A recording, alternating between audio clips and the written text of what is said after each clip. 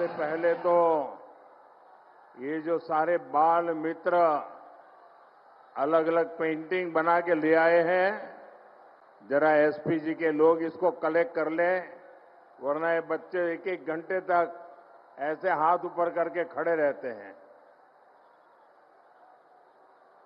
बहुत बढ़िया चित्र बनाए हैं आप लोगों ने। मैं आप सबका बहुत आभारी हूं। Thank you. और अगर आपने पीछे अपना आता पता लिखा होगा तो मैं आपको धन्यवाद का पत्र जरूर भेजूंगा। देखिए, उस तरफ भी कोई बेटी लेके आई है, उसको कलेक्ट कर लीजिए।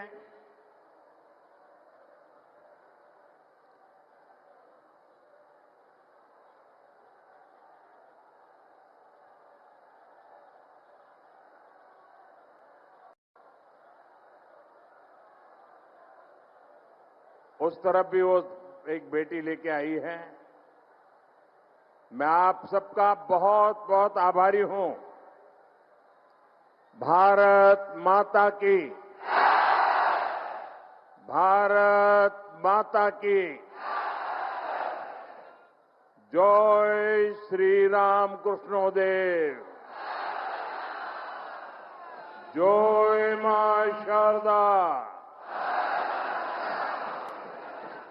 সিঙ্গুরের এই পবিত্র ভূমিকে আমার প্রণাম।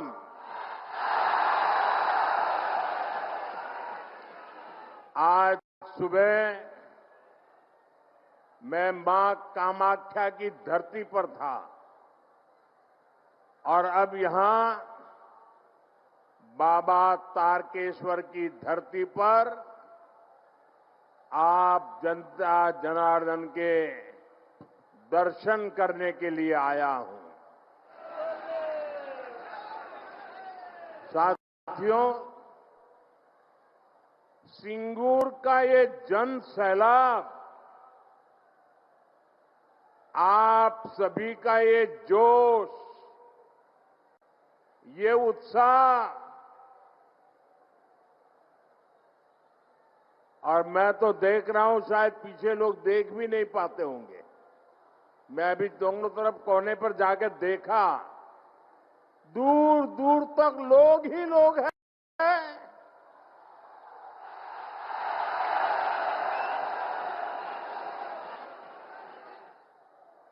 ये उत्साह, ये जोश पश्चिम बंगाल की नई कहानी बता रहा है। और मैं देख रहा हूं बहुत बड़ी संख्या में माताएं बहनें आशीर्वाद देने आई है, किसान आए हैं, श्रमिक आए हैं, और नौजवानों का जोश तो हम सब देख रहे हैं।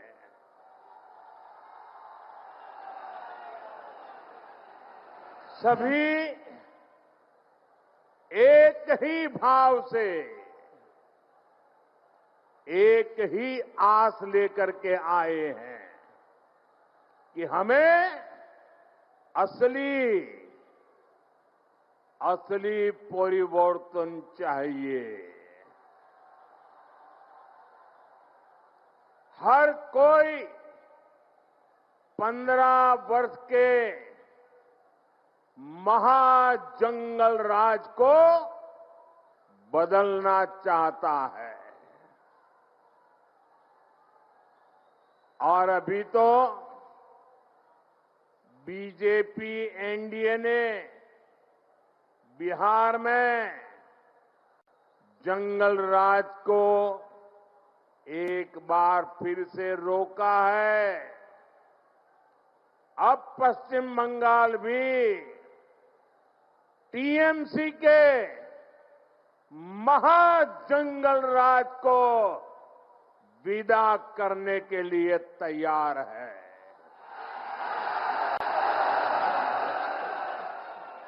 तैयार है ना? पक्का? तो मेरे साथ एक संकल्प लेंगे। संकल्प लेंगे।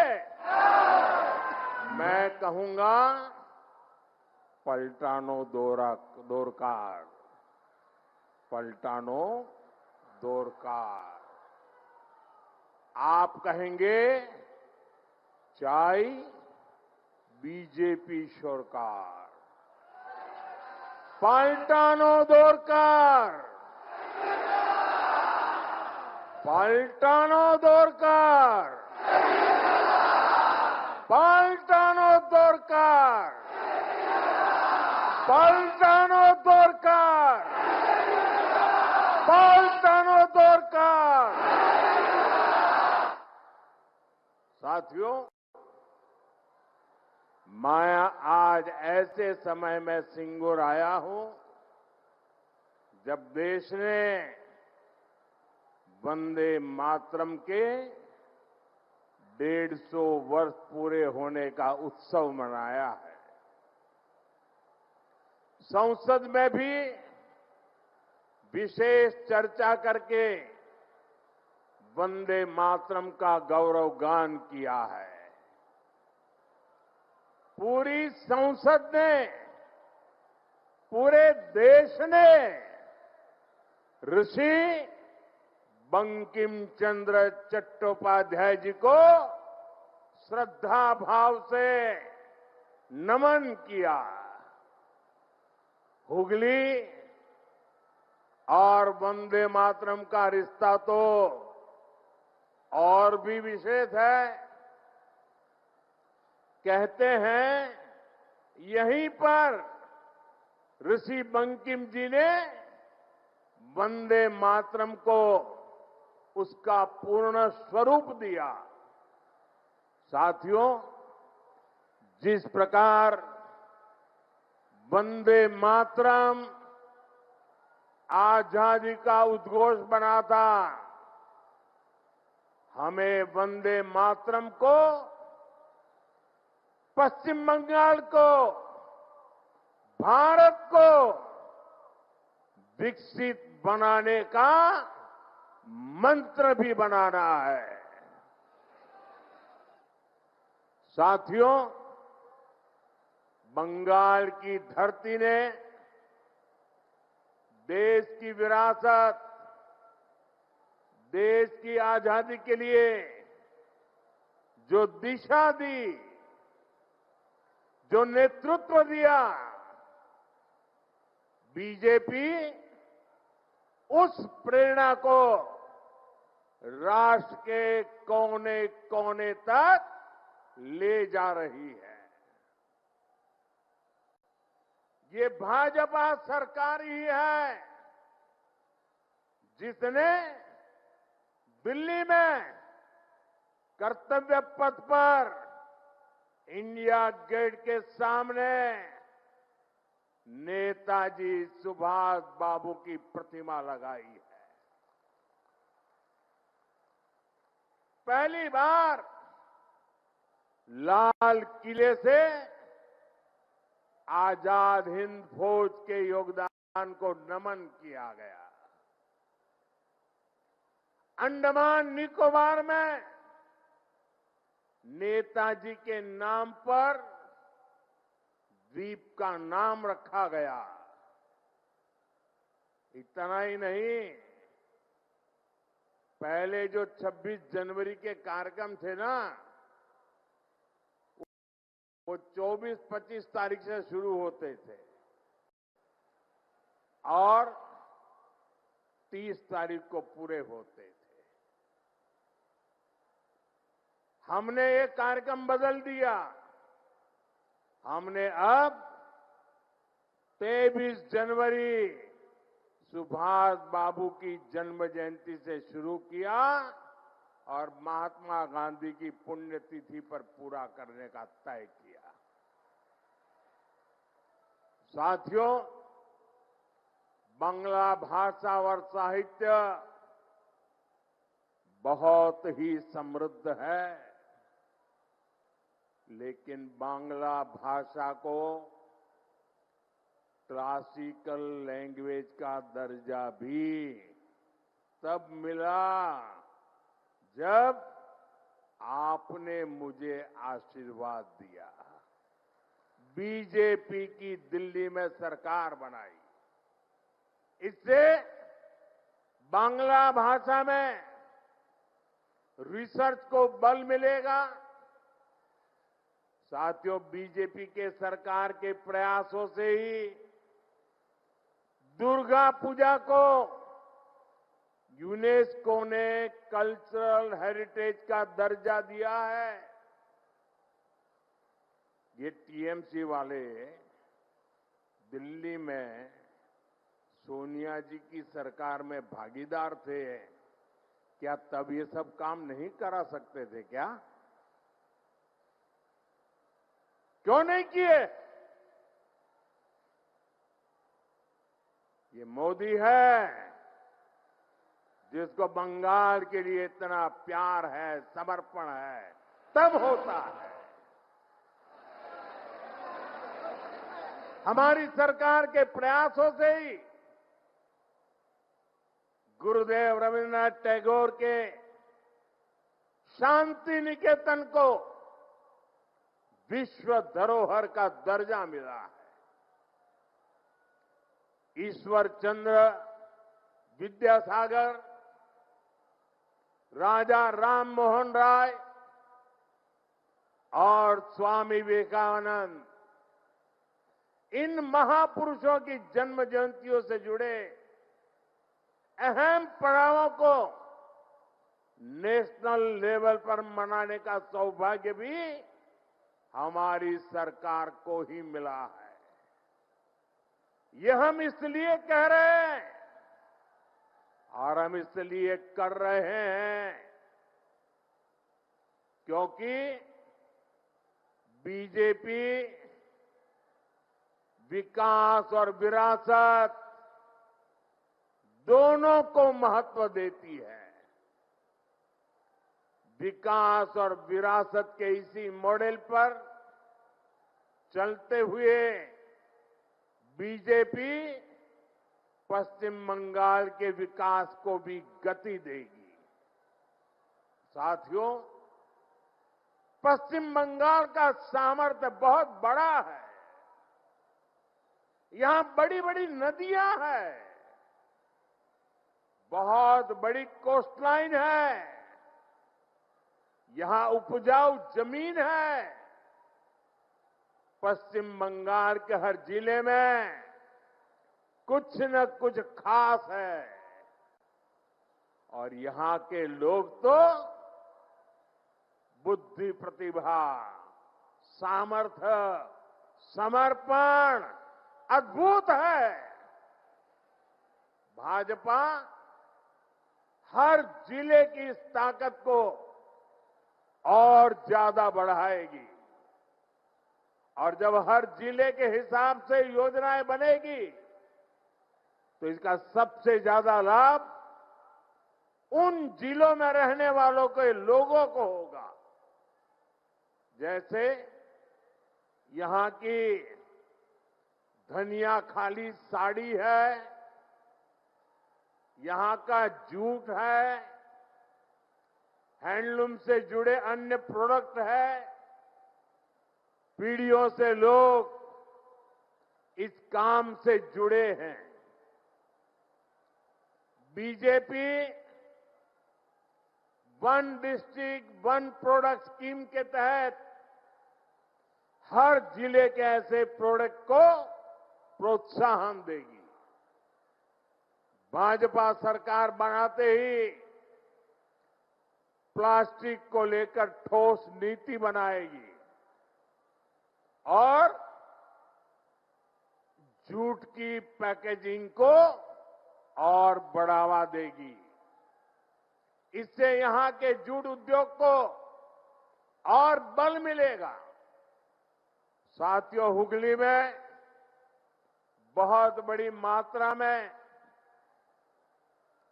आलू और प्याज की खेती होती है, अन्य सब्जियां भी उगाई जाती है। दुनिया में फ्रेश सब्जियों की बहुत बड़ी डिमांड है। साथ ही पैकेज सब्जियां के लिए भी दुनिया में बहुत बड़ा मार्केट है। मेरा तो सपना है कि दुनिया भर के बाजारों में भारत के किसानों, भारत के पशुपालकों और भारत के मछुआरों के उत्पाद दुनिया में धूम मचाए। दोस्तों, दुनिया में धूम मचाए। इसलिए देश भर में फूड प्रोसेसिंग फैसिलिटी और कोल्ड स्टोरेज चेन बनाने पर बहुत काम हो रहा है। यहां बनने वाली भाजपा सरकार इस काम को भी तेज गति से आगे बढ़ाएगी और ये मोदी की गारंटी है। साथियों, मेरा निरंतर प्रयास रहता है कि बंगाल के नौजवानों, बंगाल के किसानों, बंगाल की माताओं बहनों की हर संभव सेवा करूं। लेकिन यहां की टीएमसी सरकार केंद्र सरकार की योजनाओं को आप तक ठीक से पहुंचने ही नहीं देती। अरे भाई, अगर इनको मोदी से परेशानी है, ये तो मैं समझ सकता हूं। इनको बीजेपी से दुश्मनी है, ये भी समझ में आता है। लेकिन टीएमसी तो बंगाल के लोगों से अपनी दुश्मनी निकाल रही है। टीएमसी यहां के नौजवानों, यहां की माताओं बहनों, यहां के किसानों से दुश्मनी ठाने हुए हैं। साथियों, बंगाल के मछुआरों से टीएमसी कैसे अपनी दुश्मनी निकाल रही है, इसका मैं आपको एक उदाहरण देता हूं। बंगाल में लाखों परिवार मछली के काम से जुड़े हुए हैं। यहां से अभी जितनी मछली एक्सपोर्ट होती है, उससे कहीं अधिक संभावनाएं बंगाल में है। बंगाल के फिशरमैन में वो ताकत है। इसके लिए जरूरी है कि मेरे मछुआरे भाई बहनों को मदद मिले, मेरे मछुआरे भाई बहनों को बेहतर टेक्नोलॉजी मिले। इसी सोच के साथ देश भर के मछुआरों की मदद के लिए केंद्र सरकार ने एक डिजिटल प्लेटफॉर्म बनाया। इस डिजिटल प्लेटफॉर्म पर देश भर की राज्य सरकारें अपने यहां के मछुआरों के नाम रजिस्टर करवा रही है। लेकिन बंगाल में इस काम पर ब्रेक लगा हुआ है। हम बंगाल की टीएमसी सरकार को बार बार चिट्ठी लिखते हैं। मुख्यमंत्री जी चिट्ठी नहीं पढ़ती है, लेकिन अफसरों को तो पढ़ने दो। लेकिन टीएमसी सरकार यहां के मछुआरों के रजिस्ट्रेशन में बिल्कुल सहयोग नहीं कर रही है। इससे बंगाल के मछुआरों को पीएम मत्स्य संपदा योजना जैसी केंद्र की स्कीम का फायदा नहीं मिल पा रहा है। साथियों, टीएमसी बंगाल के नौजवानों के भविष्य भी के साथ भी खेल खेल रही है। पूरे देश में हजारों आधुनिक पीएम श्री स्कूल खोले जा रहे हैं। लेकिन टीएमसी बंगाल के बच्चों को पीएम श्री स्कूल की बेहतर शिक्षा से भी वंचित रख रही है। आप मुझे बताइए, बंगाल के बच्चों का भविष्य तबाह कर रही टीएमसी सरकार को जाना चाहिए कि नहीं जाना चाहिए? जाना चाहिए कि नहीं जाना चाहिए? ये टीएमसी को भगाना चाहिए कि नहीं भगाना चाहिए? ये टीएमसी को हटाना चाहिए कि नहीं हटाना चाहिए? बंगाल को बचाना चाहिए कि नहीं बचाना चाहिए? नौजवानों का भविष्य बनाना चाहिए कि नहीं बनाना चाहिए? माताओं बहनों को सुरक्षा देनी चाहिए कि नहीं देनी चाहिए? क्या ऐसी टीएमसी सरकार को, बंगाल को सजा देनी चाहिए कि नहीं देनी चाहिए? ये टीएमसी को सजा मिलनी चाहिए कि नहीं मिलनी चाहिए? साथियों, देश में जो भी सरकारें विकास को रोकती हैं, गरीब कल्याण के काम में रुकावट डालती है, देश का मतदाता अब जान चुका है, देश का मतदाता जाग चुका है। ये रुकावट डालने वाले हर किसी को लगातार सजा मिलती रही है। दिल्ली में भी, दिल्ली प्रदेश में एक ऐसी ही सरकार थी जो केंद्र की योजनाओं को लागू नहीं होने देती थी। हम उनको कहते रहे कि दिल्ली के गरीब परिवारों को मुफ्त इलाज देने वाली आयुष्मान स्कीम लागू करो, लेकिन वो सुनते ही नहीं थे। वो राजनीतिक हिसाब किताब में ही लगे रहते थे। इसलिए दिल्ली की जनता ने उनको सत्ता से बाहर का रास्ता दिखा दिया, मुख्यमंत्री को भी घर भेज दिया। और अब दिल्ली में आयुष्मान योजना से गरीबों को मुफ्त इलाज हो रहा है। साथियों, बंगाल की जनता ठान चुकी है, यहां के लोग टीएमसी की निर्मम सरकार को सबक सिखाने वाले हैं, ताकि यहां भी बीजेपी सरकार बने और आयुष्मान भारत योजना बंगाल में भी लागू हो, गरीबों को मुफ्त इलाज मिले। साथियों, बंगाल में भाजपा की डबल इंजन सरकार बननी बहुत जरूरी है। जहां भी भाजपा की डबल इंजन सरकार है, वहां केंद्र सरकार की योजनाओं के तहत बहुत शानदार काम हो रहा है। मैं आपको हर घर नल से जल की बात बताता हूं।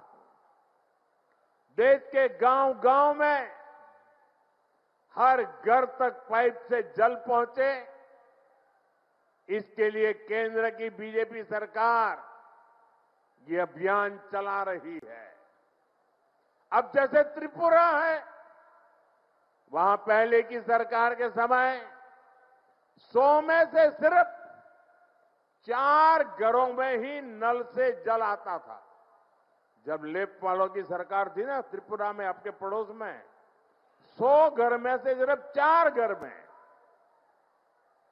लेकिन बीजेपी की डबल इंजन सरकार के कारण आज वहां 100 में से 85 घरों में नल से जल आने लगा है। ये आंकड़ा आपको याद रहेगा? ये आंकड़ा आपको याद रहेगा? आप जरा बताएं, मैं ना दोबारा बताऊं मैं। जब ये लेपपालों की सरकार थी तब 100 में से 4 घरों में नल से जल आता था।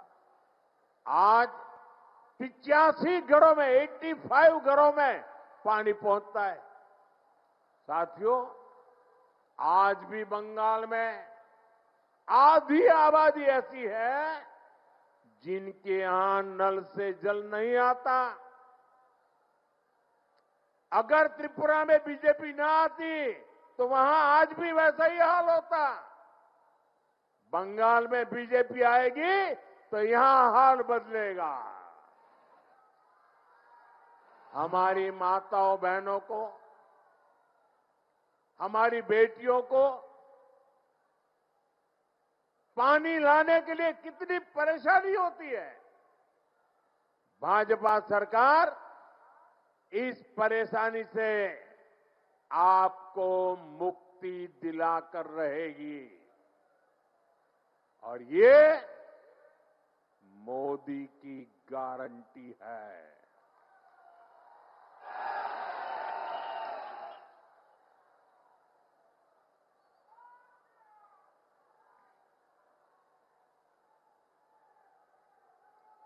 साथियों, बंगाल से टीएमसी के महाजंगल राज का जाना और बीजेपी के सुशासन का आना, ये बहुत जरूरी है। इसके लिए ईश्वर चंद्र विद्यासागर जी के बताए रास्ते पर चलना होगा। उन्होंने नारी शक्ति और युवा शक्ति को परिवर्तन का माध्यम बनाया था। अब बंगाल की बहनों बेटियों को, यहां के नौजवानों को अपनी आवाज बुलंद करनी होगी।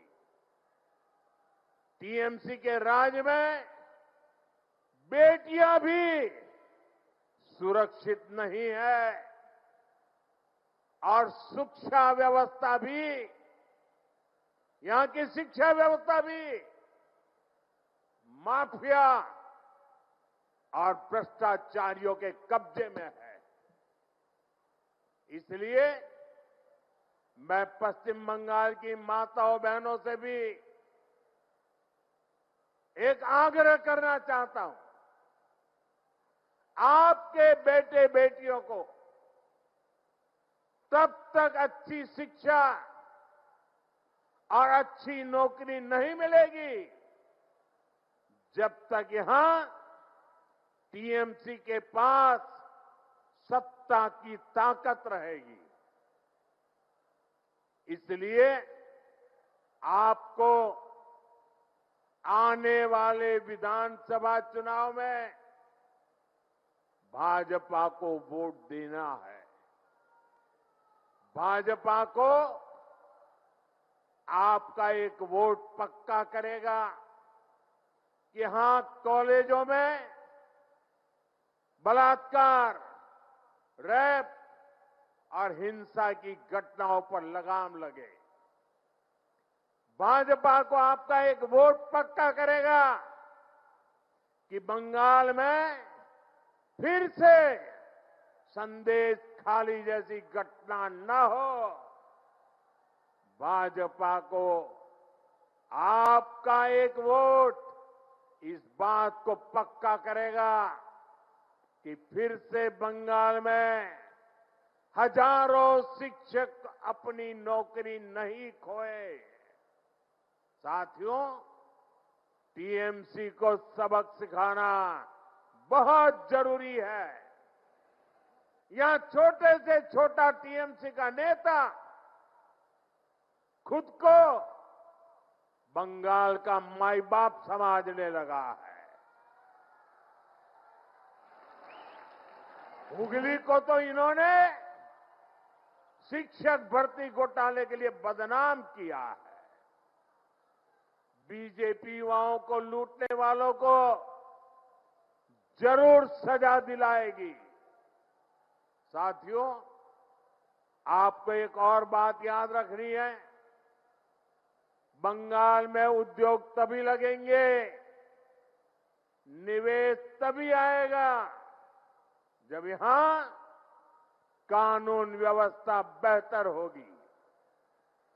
लेकिन बंगाल में दंगाइयों को, लूटने वालों को, माफियाओं को खुली छूट मिली हुई है।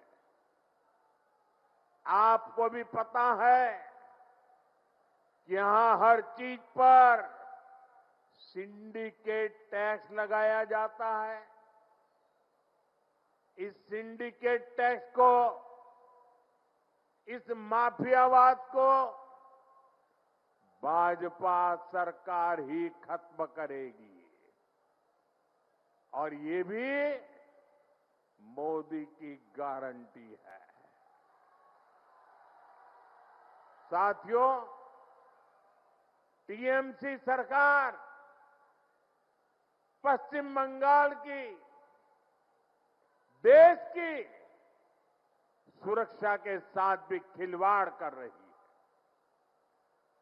इसलिए यहां के नौजवानों को खास तौर पर बहुत सावधान रहना है। टीएमसी यहां घुसपैठियों को भांति भांति की सुविधाएं देती है। घुसपैठियों को बचाने के लिए धरने प्रदर्शन करती है। आप याद रखिए, टीएमसी को घुसपैठिए इसलिए पसंद है क्योंकि वो इनके पक्के वोट बैंक है। घुसपैठियों को बचाने के लिए टीएमसी किसी भी हद तक जा सकती है। बीते 11 वर्षों से केंद्र सरकार टीएमसी सरकार को बार बार चिट्ठी लिख रही है कि बंगाल के बॉर्डर पर फेंसिंग लगानी है, इसके लिए जमीन चाहिए। लेकिन टीएमसी को कोई फर्क नहीं पड़ता। टीएमसी ऐसे गिरोहों को संरक्षण देती है जो घुसपैठियों को सुरक्षा देते हैं, उनके लिए फर्जी डॉक्यूमेंट बनाते हैं। साथियों, समय आ गया है जब घुसपैठ को भी पूरी तरह रोकना होगा। और जो लोग बीते दशकों में फर्जी कागज बनाकर यहां घुल मिल गए हैं, उनकी पहचान करके उन्हें उनके देश वापस भी भेजना होगा। ये काम कौन कर सकता है? ये काम कौन कर सकता है? ये काम कौन कर सकता है? ये काम कौन कर सकता है? ये काम आपका एक वोट कर सकता है। आपके वोट की ताकत है। आपका वोट ये सारे सपने पूरा करा सकता है। बीजेपी को दिया आपका एक एक वोट घुसपैठियों को भगा सकता है। इसलिए इस बारी आपको एक ही लक्ष्य, एक ही धुन, एक ही सुर, एक ही संकल्प लेना है। और मैंने प्रारंभ में संकल्प दिलवाया था, फिर से बोलवाता हूं, पाल्टानो दरकार, पाल्टानो दरकार, चाहे बीजेपी सरकार। पाल्टानो दरकार, पाल्टानो दरकार, पाल्टानो दरकार, पाल्टानो दरकार, पाल्टानो दरकार। इसी संकल्प के साथ एक बार फिर आप सभी को यहां विशाल संख्या में हमें आशीर्वाद देने के लिए आने के लिए मैं आपका बहुत बहुत आभार व्यक्त करता हूं। मेरे साथ बोलिए भारत माता की, भारत माता की, भारत माता की। वंदे वंदे वंदे वंदे वंदे।